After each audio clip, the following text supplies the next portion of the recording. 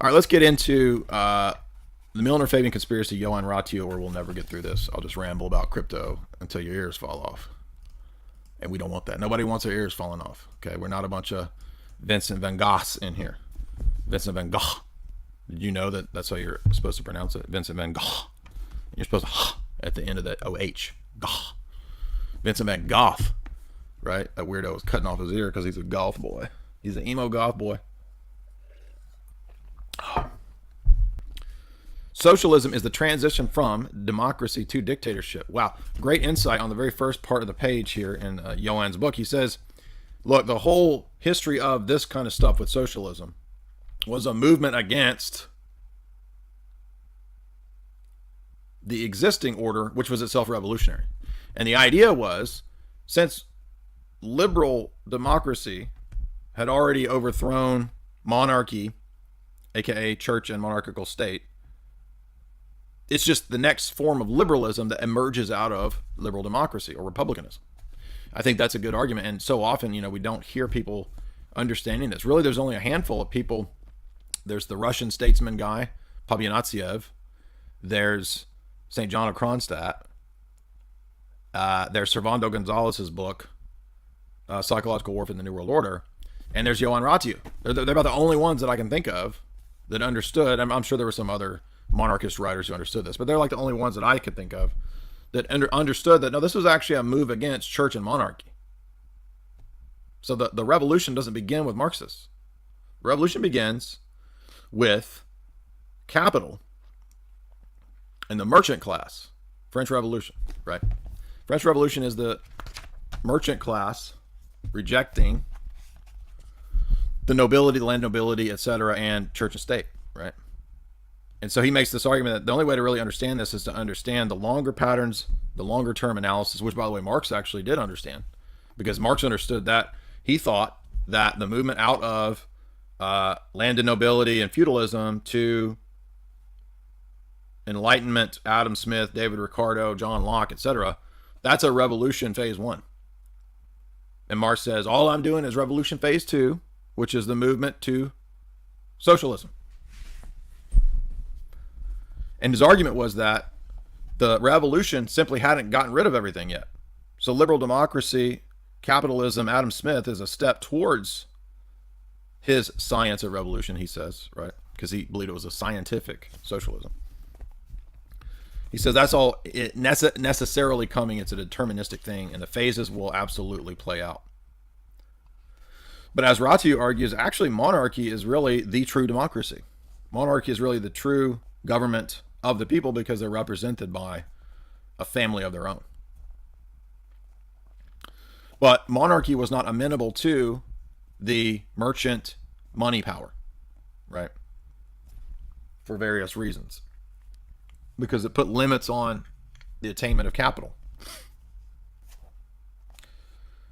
So, Karl Marx thought, well, socialism will have to be something that engages in revolutionary action. In fact, revolutionary action is fundamental to Marxism, socialism.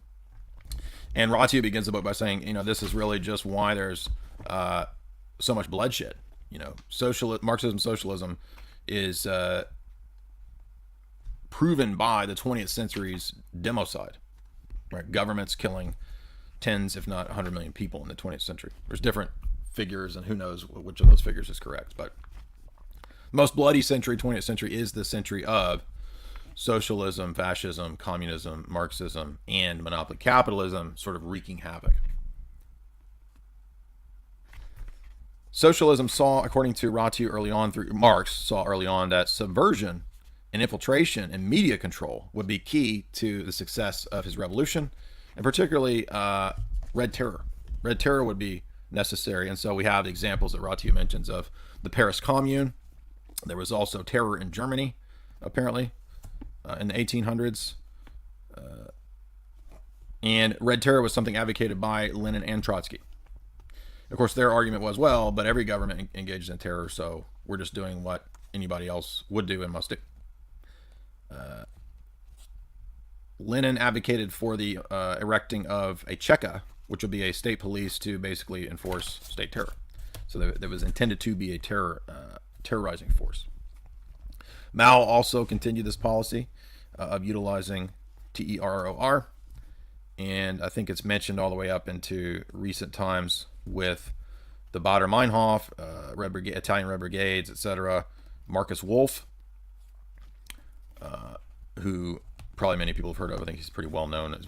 I think he's one of the later East German intelligence people, and I guess he had some connection to Baader-Meinhof.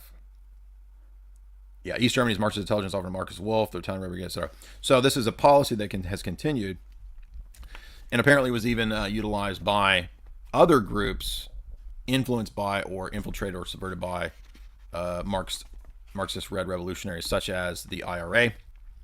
And I'm aware that there's false flags that were used there too, so I'm not trying to be overly simplistic here. But even the Scottish a lot of these nationalist parties at this time became these sort of socialist movements. Scottish National Party, for example. And the idea was, early on, of course, in Marx, everybody knows, the idea was to create a classless society. But does a classless society benefit only Marxism? Are there other powers and entities that could benefit from a classless society? And by extending that argument out, well, what about the loss of all the other identities? Couldn't certain powers other than just Marxism benefit from no identities at all? And I'm speaking of in every sense. Talking about your PP and your vajaja, right? Gumby people. Not just a classless society, but a giant Gumby people, a massive Gumby people. Well, I wonder who could benefit. Oh, monopoly capital, you see. Monopoly capital also benefits from a clone army of Gumby people. Then he gets into some of the personal characteristics of Marx. A lot of times we forget to, we look over sort of Marx himself, his past. All the time people say, have you read Richard Wurmbrand's book, Marx and Satan? Yes, I read it a long time ago. Yes, I'm familiar with many of the Marxist revolutionaries' flirtations with atheism, Satanism, flirtations with Satanism, and typically outright atheism. For the most part, it seems. They could be Satanists, I don't know. But, Marx had these poems dedicated to Satan and this kind of stuff when he was young. But Ratio doesn't mention that, but he goes into contradictions. So Marx would actually contradict himself at times because, remember, Marxism is like a system-building project. So it was a thing that was always in progress, right? And Marx himself would argue this. He would just sort of change the system to fit the time, to fit the case, to fit what was needed at the time. And in fact, he, in many cases, contradicted himself. One of those, for example, that Ratio mentions is the absurd contradictions of a classless society, for example. Because there's not really a classless... No, you can't have a society where everybody's equal. I mean, it's ridiculous. Like, who is so dumb as to actually believe this? Because in the Marxist society, the inner party elite of Marxism are the people above the law. So they're the elite class. I mean, it's a totally elitist thing, obviously. And how can you have a classless society when certain powers use force and coercion? Okay, well, then they have a power that not everybody else has. So it's not classless, right? I mean, the guardian class, the secret police class, is a class of their own, duh. And really, it's just kind of like Plato's Republic. You've got the philosopher elite, which is, I guess, Marx and his goofuses sitting around, supposedly. And then underneath them, the secret police guardian class, and then they police the proles. But Marx said, oh no, this is scientific governance. It's all science, you see. So remember, the baloney that we have today of propaganda out there, that everything that's put forward by the establishment is science, right? Peer-reviewed, fact-checked. Scientific governance was what Marx claimed for all of his crackpot stuff.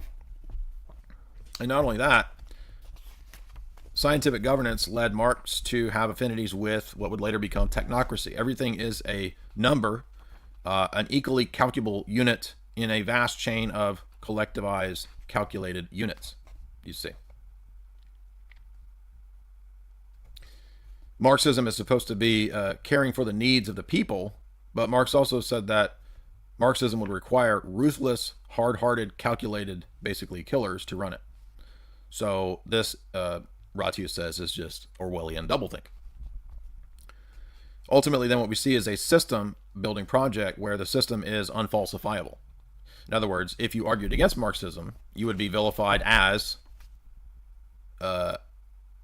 bourgeoisie. Oh, you're just making that argument because you're bourgeoisie, which is a fallacy, by the way. right? So notice that it's operating on fallacies.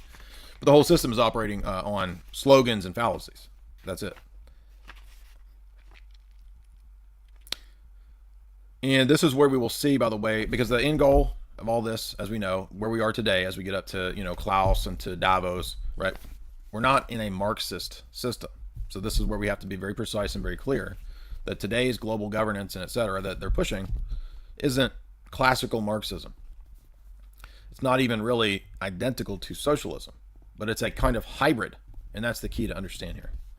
And we do need to know this, because if we just go around like a lot of boomers do and say, well, the Marxists and the commies, it's not really getting at the engine behind all of this. The engine behind all of this are the Fortune 100 and the monopoly capitalists, who have an alliance with a love for socialism. And we're going to be precise in this book and identify exactly who and what kind of socialism that we're talking about. Because it's not classical Marxism, it's Fabianism. That's the key here. That's what this book is about. This is the socialism that succeeded Marx, that was much more effective, much more ideologically powerful, due to what the Fabians called permeation. Permeation is the George Bernard Shaw, Beatrice Webb, and the other guys at the Fabian Society's idea of infiltration, subversion of all the existing institutions, probably somewhat similar to Gramsci's long march through the institutions, and alliance with liberal capital. So again, let's understand that the Fabians were more successful because they understood and borrowed from an early Marx strategy. Later Marx, maybe you didn't say this, but early on we're going to notice some funny things about Marx, because most people understand that Marxism is against liberal democracy, not the Fabians.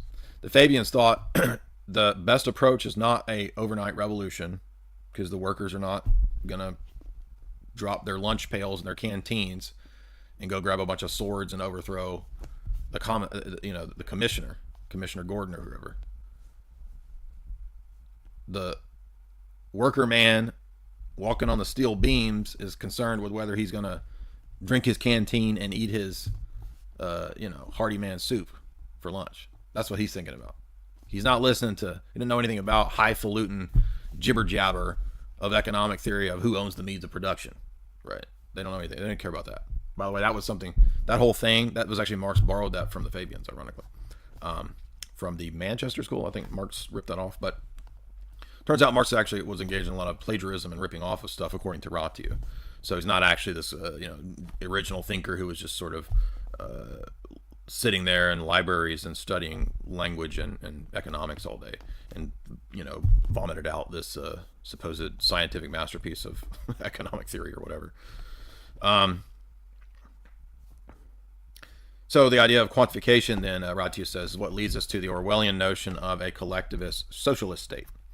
The idea here being that the state becomes all-encompassing and all-powerful because it must, by the logic of the system, enforce the equality. But there's not any clear idea or formula as to what exactly counts as equality. And this is why we see the absurdity of this system when it's actually put into play is so destructive, because it's just preposterous. Like, I mean, if I have, let's say, a skill that somebody else doesn't have, well, then we're not equal. So then I shouldn't exercise or use my skill, because I might be in danger of, being bourgeoisie or better than somebody. You see how silly this is, right? Likewise, as we know, what's the motivation to work if I lazily do my job versus working hard to get ahead? There's no motivation for that, right? Because there isn't any getting ahead. Everything is so-called equality. There's also a lot of fallacies that are used that we're going to look at too, that Ratio points out. One of the fallacies, of course, is that socialists often would say, well, capitalism produces these abusive structures, industrialist structures, especially in the Industrial Revolution, where you got basically little dirty chimney sweeps, working 50 hours a day, right? Little Bob Cratchit over there having to, scrub out chimneys and toilets all morning. And what does he get for lunch? He gets a scrap of he gets a giblet of a dobby, right? He gets a little piece of, please sir, could I have some more dobby? He gets a little bit of orphan slop. Please sir, could I have some more? And then you die the next week because you're malnourished. Now that was obviously abusive, but the abuse of capital is not the same thing as everything in capitalism must be thrown away or done away with because it's abusive, because this is a fallacy. In other words, if a system must be discarded because there's abuses, then that would undercut socialism, because socialism has abuses, as every socialist would admit. Oh, so well then it must be done away with because it's abusive. This is silly. It's a fallacy, right? Fathers are abusive, so we should get rid of dads. Now, some of today's social justice crazies, they actually would say, oh yeah, we should. Correct. Right? Like the crazy vegans, right? Suffering is bad, so we should get rid of all the beings that are sentient, and then there won't be suffering anymore. I mean, how dumb is this? Just insane, right? And this is why if you don't follow logic, if you believe fallacies, you will go insane. You will enact insane things. I mean, and you think it's, no, you're just being silly. No. I mean, in North Korea, you got to have the same haircut. Don't you have to have the same haircut as the leader? Because if I have long hair, is that bourgeoisie, right? I mean, what if I'm 6 feet 6 inches and you're 6 feet 1 inch? Should I have my ankles cut off because I'm better at you than other things? That's not. I'm a bourgeoisie height. And then it gets absurd because what if you get a dictator who's 4 feet tall? Uh-oh, now everybody's got to get their calves cut off, right? Because everybody's got to be 4 feet tall. Now you think that's crazy, but it's actually not, because like in Pol Pot's thing, if you could read, you were bourgeoisie. Reading and doing academic stuff, oh, that's bourgeoisie. You need to die, dude. You see how crazy this is. But is it just pure random craziness, or is there a method to the madness? Anyway, but before we get to the method of the madness, Ratu talks about how Marx plagiarized. He gives several examples of earlier theorists that he plagiarized from. One of these was plagiarized the Communist Manifesto from a work called Principles of Socialism, the Manifesto of Democracy in the 19th Century, written 5 years earlier by Victor Considerant. I didn't actually know this. And this is something that Sutton wrote about in the 90s, I guess, before Professor Sutton passed away. I haven't read everything from Professor Sutton, so I didn't know this. And, I had a lot of Marxist classes and grad school classes on Marx. And we got pretty deep into Marx and, had covered critical things as well. But I don't remember this issue of him ripping stuff off coming to light. But I'm not surprised, right? I mean, Ratu goes on to mention other intellectual fraudulent elements with Marx, dealing with his claims that his stuff was scientific. Of course, there's no way to scientifically prove this elaborate system, which didn't even exist yet. Right, but I guess Marx thought, well, when my prophecies come to pass, you will see that it is scientific. But just titling it scientism, or calling it scientific, which is everything we see today, is precisely enough, in many cases, to dupe pseuds and pseudo-intellectuals. That's precisely why Marxism had quite a bit of impetus behind it. Calling it scientific socialism was enough to, for example, entice the playwright George Bernard Shaw, who will play a key role in our book today, because he is one of the key players as a writer, as a propagandist, tract writer, subversive, obviously not necessarily on the money side, but more on the brain side for Fabianism. The one parallel that Ratu notes that I noticed is that in that time, in the 1800s, right, 1840s, 50s, 60s, up in the 90s, their moral, their virtue signaling was to call anybody bourgeoisie. And by the way, this is popular again now, ironically, which now is kind of funny. It's kind of like a meme-ish thing on the internet. Oh, yo, you being bougie over there. Oh, you going over to Baskin Robbins and you not getting the dollar menu ice cream that's going to give you diarrhea? You bougie. Getting that bougie ice cream. You going to the downtown cabaret to get your licks on? Get them licks? That's bougie. Even the rappers are talking about being bougie. But what's funny is that at this time, bougie was like today's N-A-S-E-E, not C. You see the parallel, right? So at that time, the Marxists would just call everybody bourgeoisie. Oh, you're bourgeoisie. You're making arguments against me. That's because you're bourgeoisie. So it's unfalsifiable as a system. You can't criticize it because all criticisms come from the money class. That was their argument, and this works just like it works nowadays. So again, parallels. And I would imagine probably it's just as fake then as it is now, in the sense that it's not fake in the sense that there aren't a lot of people duped by this stuff, but Nowadays, it almost seems even more evident that there's just rich goobers, devious rich goobers behind the dum-dums. Okay? Everybody knows about stuff in the last few years, and it all came out that was just a bunch of money given to them, certain groups, by very wealthy people, and all that money got stolen and ripped off, and it was all a bunch of fraudulent stuff. Well, shocker. Guess what? It was the same in the 1850s. Now, here's something I didn't really know, which was the history of the Labor Party. And if I recall, though, because I don't really care or know that much about British politics, but Quigley actually does, I think, cover this. And he covered it because it was the Rhodes, Rothschild, Milner Group, Clive-Densett, Astor's, Balfour, Curtis, Cecil, Lord Grey, all these people that we listed in the previous Quigley installments. These are the ones, really the power and the force and the impetus behind all of this success of socialism through Fabianism. Fabianism is, quote, reformed Marxism, as we'll see. And I didn't know that Fabians set up the Labor Party. That the Labor Party in the UK was established with the explicit intent to be the means, covertly, by which the United Kingdom would be converted to Fabianism. Period. And there would be a series of plans and techniques, strategies, and models throughout the 20th century by which it's not just the Labor Party, guys. It's not just the Labor Party. Guess what? There's a fake right wing and a fake left wing. How long have I been saying that? So you can have these fake right wingers, Tory, whatever,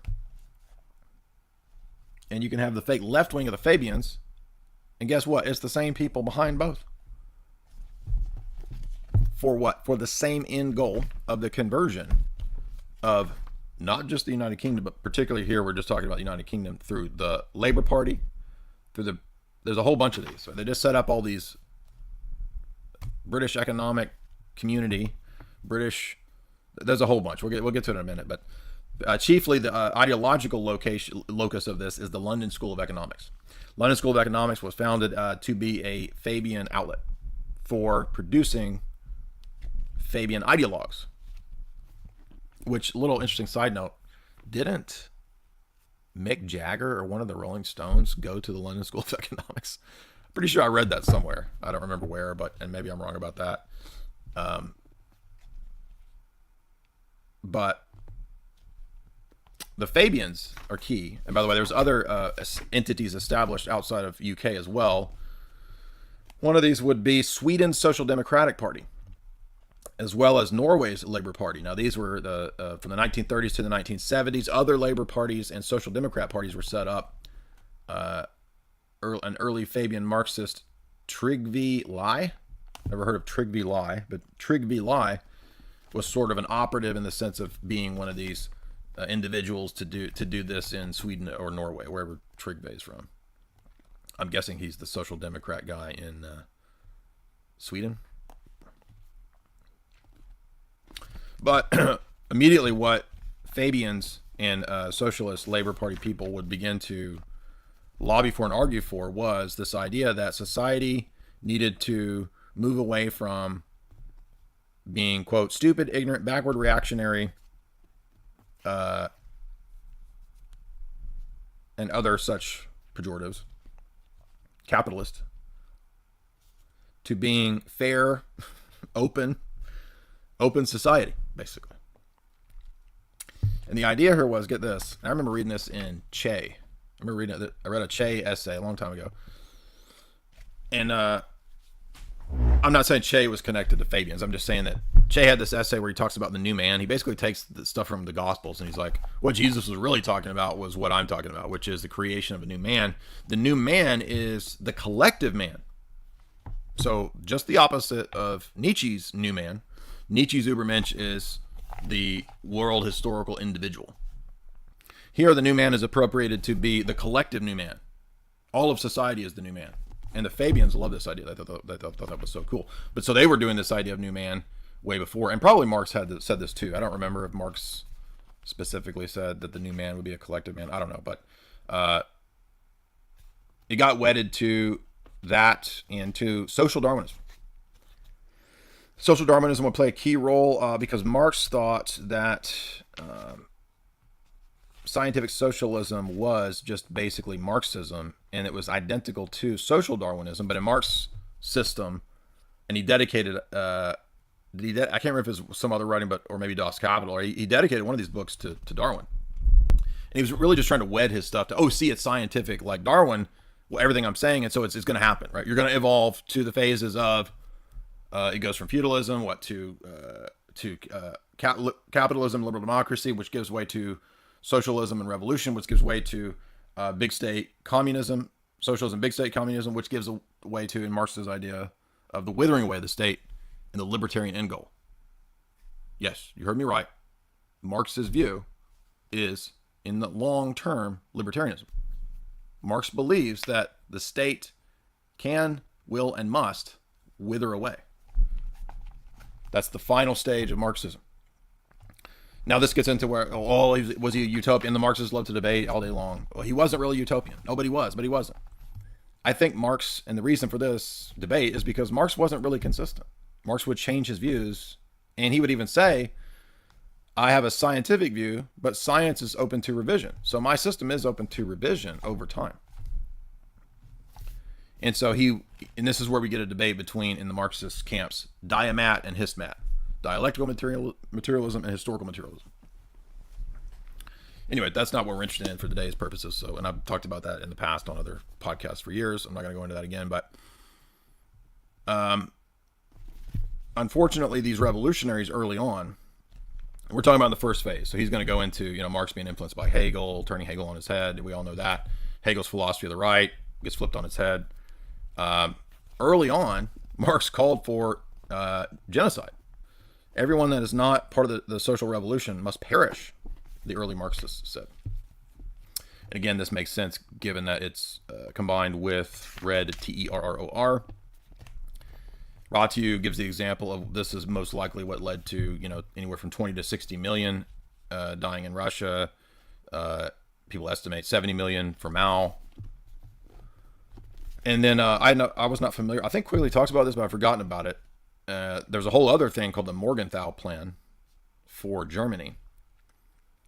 And I totally forgot this, or I didn't know about this, or remember this. But he says the Morgenthau Plan led to the death of millions in Germany. Then he talks about how some of these strategies continue into today's elite.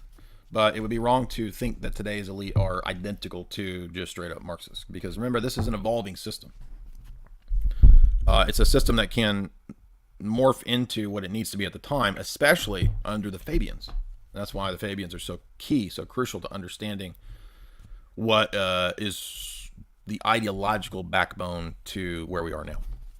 Now, does that mean that if you were to go to the Fortune 100 CEOs and say, sir, or excuse me, ma'am, because they're all ladies now, right? They're all women. Excuse me, girl boss, are you leaning in as a Fabian socialist?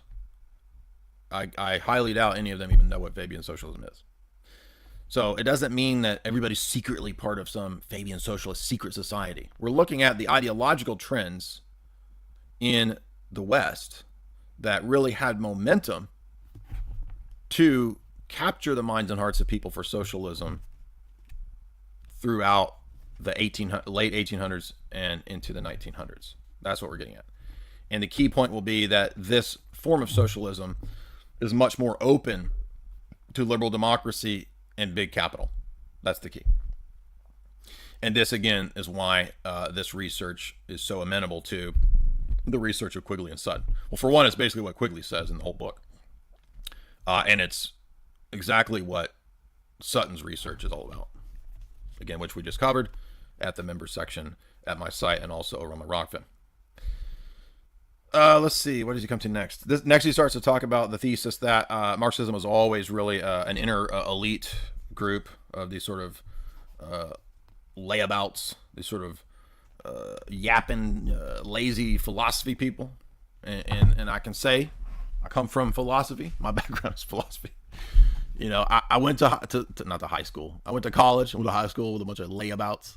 I love that word. I went to college with a bunch of layabout Marxists.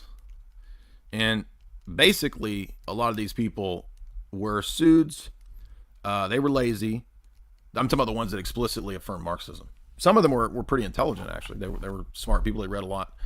But they just kind of laid around and just kind of philosophized and had no real world experience, because all the Marxists in college work at frickin' Chipotle, right? Chipotle, as the boomers say, right? Or they work at the frickin' gas station or the liquor store. It's about the students, right? But I mean, no real world experience, no knowledge of economics, just pure theory that they just sit around on a couch and bullshit about. Okay? That's the average college Marxist. And those are the guys that become the professors, you see. Okay, so we're not talking about, genius movers and shakers here for most of these people. We're just talking about layabouts. Okay.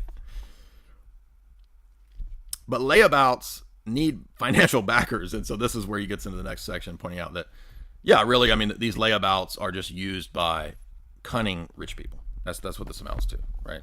Not every rich person likes socialism, Marxism. I'm not saying that. But very, very wealthy, very cunning and devious wealthy people are happy to utilize revolutionary dupes, retards, and slow boys. That's what we're seeing. Layabouts. You a damn layabout. And Ratu reminds us, as we should keep in mind, that capitalism is revolutionary. It's not the phase of revolution that, Marx and Huxley talk about, the later phases, the final phase, the final revolution. But it is a revolutionary force against church and state. Does that mean church and state was perfect? No.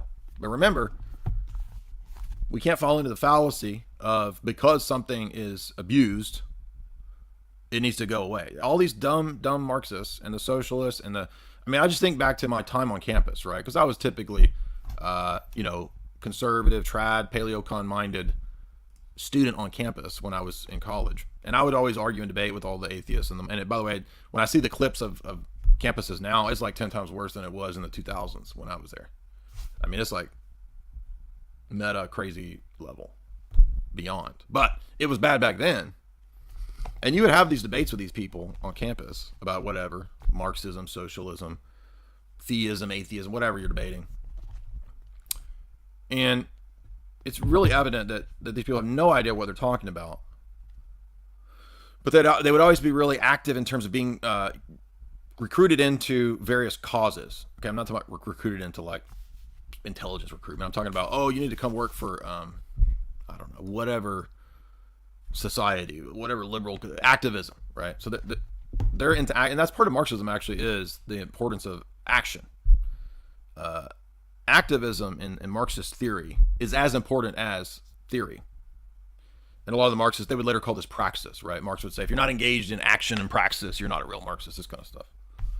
So in other words, it's a system where you basically just get some of this dumb slogans and ideas, and then you just go out and you march and you repeat the slogans. I mean, it's really dumb, but that's how it works. On the ground, that's how it works. But remember, the Reds, the Bolsheviks, socialists, the Fabians, Karl Marx himself, all these people always had financial backing.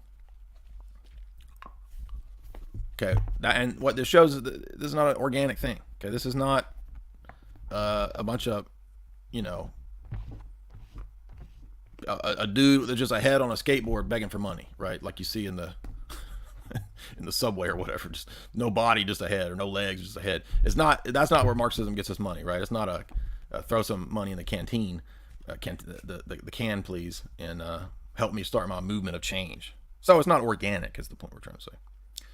And he points out some interesting other references that I never heard about, as we'll see in a moment, about early Marx and his influences and funding. And this came about through influential liberal money power, liberal democracy magazines, which again is allied with money power.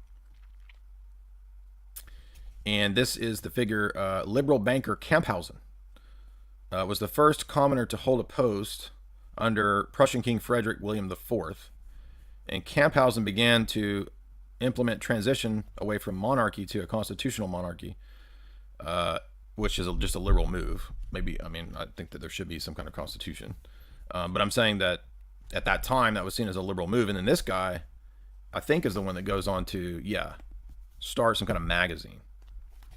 So the liberal banker Camphausen, I don't remember the name of the magazine, maybe on a different page, but this is, Marx gets into these circles of Lib Dems, liberal Democrats, right? And what's funny is that early Marx said, let's just use these guys, right? And it's ironic because we think of the Cold War, Marxism, Stalinism, they're very anti-democratic, anti-democracy, right? But it's funny because early stage Marx was like, nah, dude, let's ally with these Lib Dems. Marx changes that view and becomes against the liberal Democrats when he thinks that, no, it's time for a straight up hardcore revolution. And these people are wussies, right? These people are the red pussies, so to speak. The Fabians continue that early idea. No, actually, we should be open to anybody who's allied with us. So the Fabians they retain the early policy of Marx to be open to Lib Dem, liberal democracy, and not against them. Now, there's this early Marxist movement. I don't think I remember this. The Blomquist dictatorship. Had you guys heard of this? You remember this? Let's see what this is. Blomquist gave a speech following, as it did, the conspiratorial line of Auguste Blanqui, who joined the Communist League that year, advocated revolution by a small group to seize power and establish a dictatorship to impose a new order. However, the address was not by Blomquist. It was entirely in line with Marx and Engels' very own manifesto and writings which they published in 1848. It clearly showed that Marx and Engels planned a revolutionary coup by a tiny non-working clique. So he's just pointing out another contradiction in the early phase of Marxism, where early on Marx thought, oh, we got a guy here, well, let's have a coup right now. And apparently that didn't work. This exposes a very elaborate international scheme to stage a revolution within a revolution. This is great. This is key. So the idea here is that the Lib Dem revolution is actually a front for, according to what Marx thought, his real revolution. In the first phase, the liberal Democrats would come to power and they would eliminate the conservative monarchy. Then there would be installed a liberal democratic government. And for Marx, a second phase where a parallel socialist revolution would then remove the Lib Dems and bring a socialist revolution to power. This would pave the way for Marx and Engels then, and their own communist league, which is his own little secret society, to install their new government.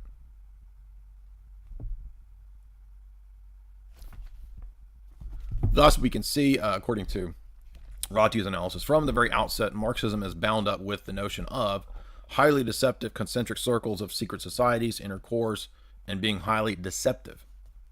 And this was already key in play in Marxism by 1850.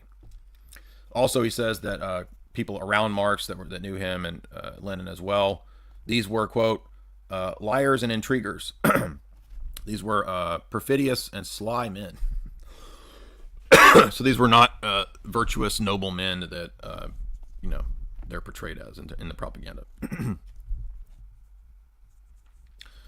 Then we begin to see some patterns that are quite curious when these revolutions early on didn't really work out. The 1849, German authorities were not stupid. They realized the subversive nature of this plot.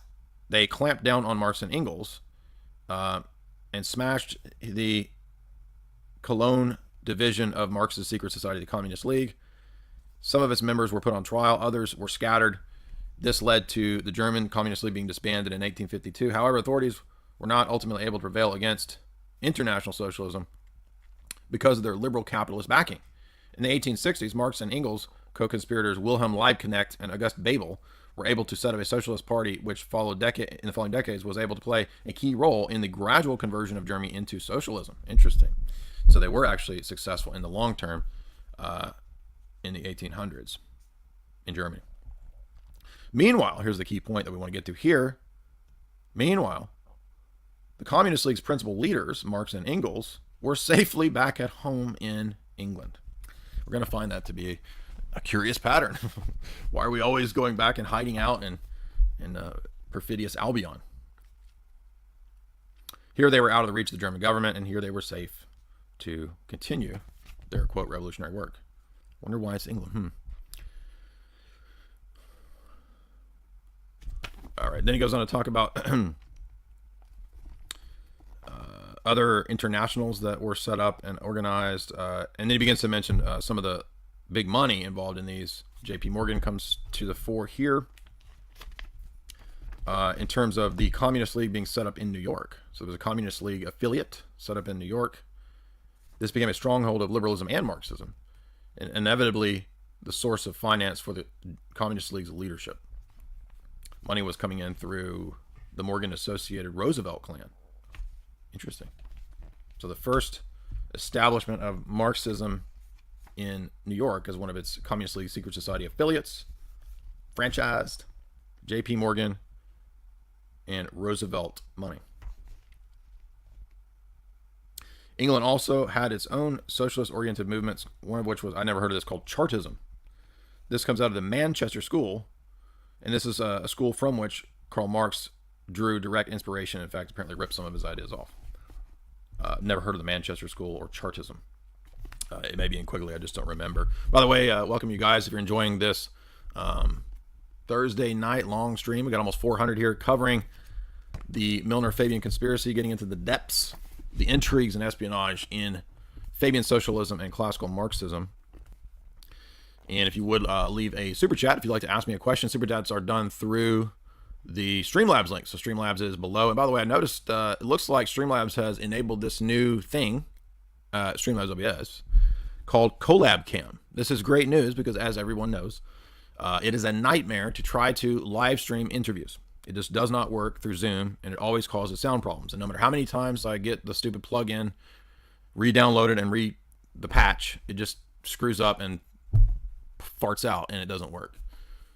So the last two interviews that we did, of course, with the Tristan, you couldn't hear him. So then I was just recording the interviews and not doing them live. But it looks like Collab Cam is the solution to this. So basically, Streamlabs OBS has their own version of Zoom, and now all I have to do is just give people a link, and they can somehow join through Streamlabs. Thank you. Finally, a solution. I can't imagine that I'm the only person that was having this ridiculous problem. And everybody's like, oh, just switch over to PC. Dude, I've been using Mac now. I switched from PC to Mac 6 years ago. And to start all over and switch back to a bunch of... I'm not doing that. I'm not doing that. So if you just wait long enough, there'll be some patch or something. So this thing hopefully will work. So now we don't even have to use freaking stupid ass Zoom calls anyway. I'll just give people this link. We'll test it out with Jamie to make sure it works before we do it. I'm not going to test it on a live stream, but thankfully that finally we'll be able to do live streams just with a guest from OBS. That's awesome. So thank you, OBS, and hopefully it works. Let's see here.